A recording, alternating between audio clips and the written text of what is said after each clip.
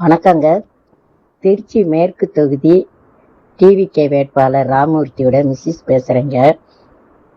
இந்த தொகுதியை பொறுத்த வரைக்கும் யாருமே கொஞ்சம் நிக்க கொஞ்சம் பயந்த தொகுதி தான். ஏன்னா அமைச்சரோட தொகுதிங்கிறதுனால நமக்கு கொஞ்சம் இந்த இடத்துல வந்து பிஸ்னஸ் பண்றோம், நிறைய பேர் பிளாட் வாங்கியிருக்காங்க, கொஞ்சம் இன்ஃப்ளூயன்ஸ் உள்ள இடம். அதனால கொஞ்சம் சரி இந்த இடத்துல நிக்கணும் அப்படின்னு ஒரு இதுல தான் நின்னோம்.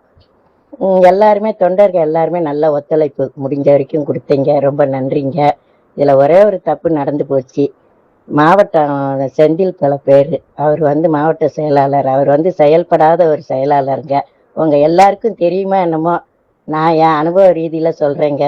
அவரை ரொம்ப டார்ச்சர் பண விஷயத்துல கொடுத்து பிரேக் பண்ணி 2-3 நாள் செய்யாதீங்கன்னு சொல்லி ரொம்ப அவரை கொடுமையான கொடுமைங்க. அவர் அந்த மாதிரி கொடுமை ஒரு வாழ்க்கையில பட்டதே இல்லை. ரொம்ப அவரை கொடுமைப்படுத்தி நிப்பாட்ட வச்சு செயல்பட விடாம இல்லை. நேரம் வந்து அவங்கவுங்களும் ஓடி போய் ஃப்ரீயா விட்டுருந்தா செயல்பட்டிருப்போம். சாலிடா நமக்கு தாங்க விழுந்திருக்கும் ஓட்டுக. இந்த 2500 பேலன்ஸ் பண்ணியிருந்தா மியூச்சுவல் நம்ம தான் அதிக வாக்கு. இவ்வளோ வாக்கு வாங்கினவருக்கு அது ஒன்றும் பெருசு கிடையாது. எல்லாம் தொண்டர்களோட ஒத்துழைப்பு, நம்மளோட ஹார்ட் ஒர்க்கு தான். செயலாளர் வந்து செயல்படாத ஒரு செயலாளருங்க.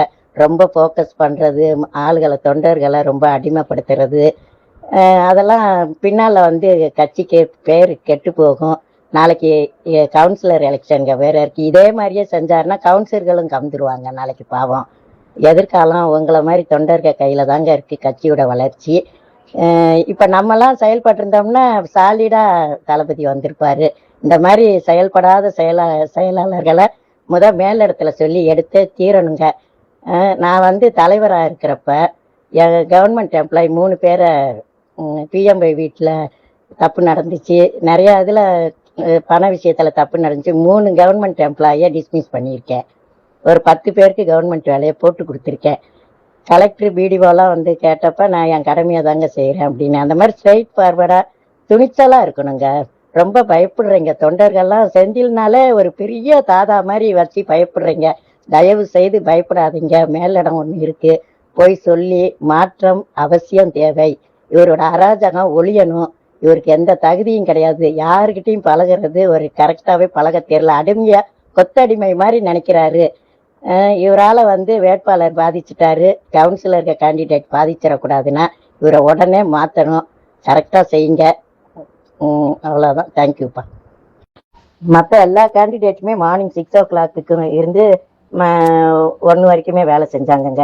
இவரு 11 to 1 3 மணி நேரம் கூப்பிடுவாரு கேண்டிடேட்டை. 2வது வந்து ஈவினிங் வந்து 7 to 9 லிமிட் டைமு. அந்த மாதிரிலாம் பள்ளம் தோண்டினாருங்க இவரு. ரொம்ப மன ஆதங்கத்துல சொல்றேன். இந்த மாதிரிலாம் எங்களுக்கு. அப்புறம் மாணவர் இளைஞர் அணிகளை விடமாட்டேன், மகளிர் அணிகளை விடமாட்டேன், பணம் கொடுத்தாதான் அப்படின்லாம் எங்களை கொடுமைப்படுத்தினாருங்க. 2 பேருமே போயிருந்தாங்கன்னா சாலிடா நம்ம தாங்க சென்னை மாதிரியே நம்ம திருச்சி வந்திருக்குங்க. நான் அதை வந்து பயந்தெல்லாம் போடலை. இது எல்லாருக்குமே தெரியணும். ஒருத்தர் செய்யற தப்ப வந்து அவர் கொத்தடிமையா நம்மள ஆக்குறாருன்னா அது மேல இடத்துக்கு கொண்டு போய் இதை சேருங்க. வேணா உங்க நல்லதுக்கு தான் நான் சொல்றேன். ரொம்ப எல்லாரும் பயப்படாதீங்க, எல்லாரும் ஒண்ணு சேருங்க, நல்லா சக்சஸ் ஆகுங்க எல்லாத்தையும். தேங்க்யூ. நான் பேசினதுல எதுவும் தப்பு இருந்தாலும் சாரிங்க. என் மன வளர்ச்செல்லாம் தொண்டர்கள்ட்ட கொட்டியே தீரணுங்கிறது மாதிரி தான் நான் கொட்டி இருக்கேங்க. தேங்க்யூங்க.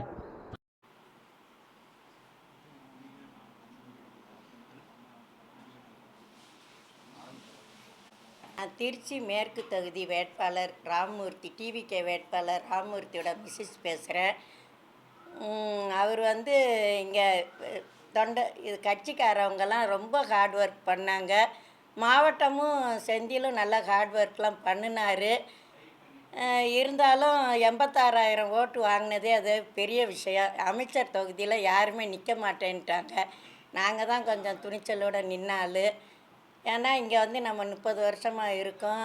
நிறையா நாங்கள் பிஸ்னஸ், நிறையா பிளாட்டெல்லாம் இங்கே எல்லாருமே நம்மள்கிட்ட வாங்கியிருக்காங்க. நல்ல ஒரு நேமோட லேண்ட்மார்க் கூட இருக்கும். அந்த நம்பிக்கையில் இருந்தால் எல்லாருமே நல்லா நமக்கு ஓட்டெல்லாம் போட்டாங்க.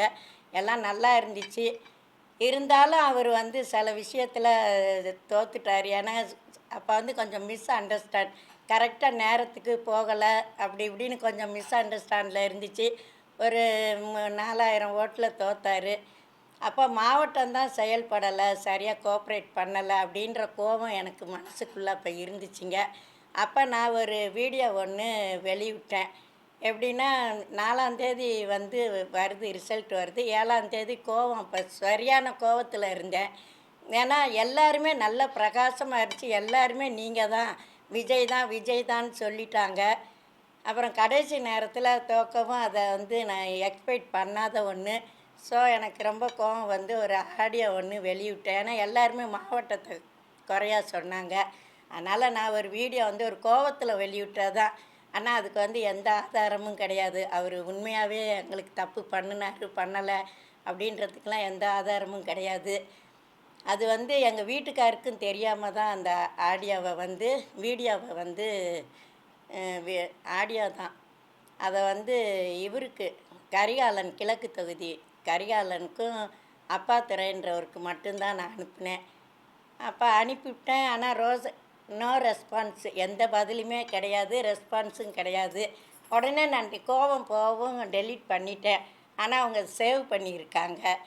சேவ் பண்ணி இன்றைக்கி வந்து தேதி 13, அடுத்த மாதம் 13ஆம் தேதி வந்து அவங்கக்குள்ளே என்ன மோட்டிவேட்னு தெரியல. அவருக்கும் செயலாளருக்கும் கரிகாலனுக்கும் என்ன இதுன்னு தெரியலை. என்னை வச்சு ப்ளே பண்ணியிருக்காங்க. பார்ட் 1, பார்ட் 2, பார்ட் 3ன்னு சும்மா ஒரு சாதாரண ஒரு சின்ன வீடியோவை இப்போ அதில் என்னோடய ஃபோட்டோவெல்லாம் போட்டு ஆடியோ தான் அது.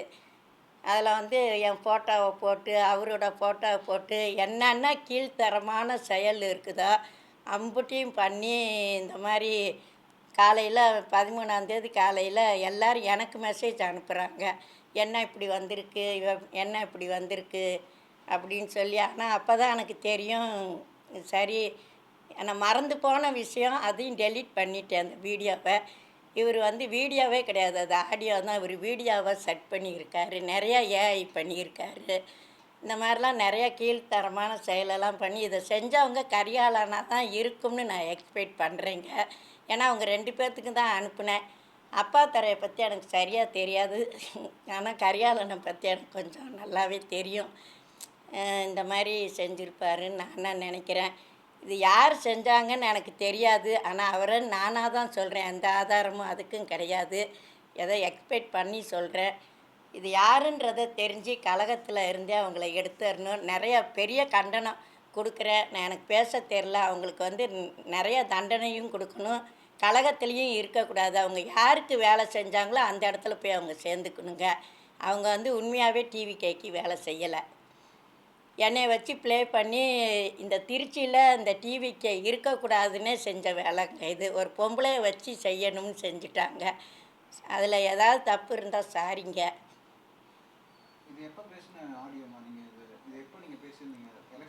எலெக்ஷன் ரிசல்ட்டு 4th வந்துச்சு. நான் 7th இந்த ஆடியோவை வெளியில் அவங்க 2 பேர்த்துக்கு அனுப்புனேன். ஆனால் இப்போ தேதி 13, 1.5 மாதம், இன்றைக்கி 7th 15, 35, 40 நாள் கழித்து இதுக்கு வேலை என்ன? அப்போ ஏதோ ஒரு கேம் விளாண்டுருக்கணும்னு தானே செய்யிருக்காங்க. எனக்கு மறந்து போன ஒரு விஷயம். இதை எப்படி இப்போ வந்து பண்ணலாம்? நான் ஃபேமிலியில் உள்ள பொம்பளை, எங்களுக்கு இது நல்லா இருக்காதுல்ல. ஏதோ கோபத்தில் ஒன்று பொம்பளைங்க பேசுகிறது இயற்கை தான். இதில் நான் வந்து அனுப்புனது அதிகபட்சமாக கூட இருக்கலாம். அதுக்காக அதை வந்து ஏஐ பண்ணி பார்ட் 1, பார்ட் 2, பார்ட் 3ன்னா நான் ஃபேமிலியில் இருக்கிறதா என்ன செய்கிறதுங்க? இந்த மாதிரி ஆளுகள்லாம் நீங்கள் எடுத்துடணுங்க கழகத்துலேருந்தே. இன்றைக்கி இதாக இருக்கும், நாளைக்கு வேறு வேலையாக இருக்கும். இவங்க வந்து டிவிகேக்கு வேலை செய்யலைங்க. இந்த தொண்டர்கள் வந்து அவ்வளோ ஹார்ட் ஒர்க்கு. வெயிலில் அப்படியே நிற்பாங்க. 2 மணி வெயிலெலாம் வேலை செய்வாங்க. நல்லா பிரகாசமாக இருந்துச்சு. எல்லாருமே ஏண்ணே நீங்கள் வர்றீங்க, நாங்கள் ஏயா வர்றீங்க, நாங்கள் உங்களுக்கு தான், நீங்கள் தான் அப்படின்னே சொல்லுவாங்க. அது ரொம்ப 86,000 ஓட்டு எடுத்தாச்சு. அப்புறம் எதாக இருந்தாலும் தெய்வத்தோட தீர்ப்பு தானே நமக்கு. நம்மளோட கடமை முடிஞ்சிருச்சு. மாவட்ட செயலாளர்களுக்கு நினைக்கிறீங்க? அது எனக்கு அவங்களுக்குள்ள என்ன மிஸ் அண்டர்ஸ்டாண்ட் எனக்கு தெரியாதுங்க. நான் பஞ்சாயத்தில் இருந்தேன் இவ்வளோ நாள். இப்போ தான் நான் இங்கே வந்திருக்கேன். எனக்கு ரொம்ப கரிகாலனை பற்றிலாம் தெரியாது. ஆனால் அவர் தான் டிவிகேயில் எங்களை இன்ட்ரடியூஸ் பண்ணினால ஆனந்த அண்ணன்ட்டெல்லாம் கூட்டிகிட்டு போய் நல்லா இதாக தான் இருந்தார். அது இன்னொருத்தவங்களை என்ன, அதாவது அவங்களோட இது தீர்றதுக்கு என்னைய வச்சு ப்ளே பண்ணிட்டாங்க.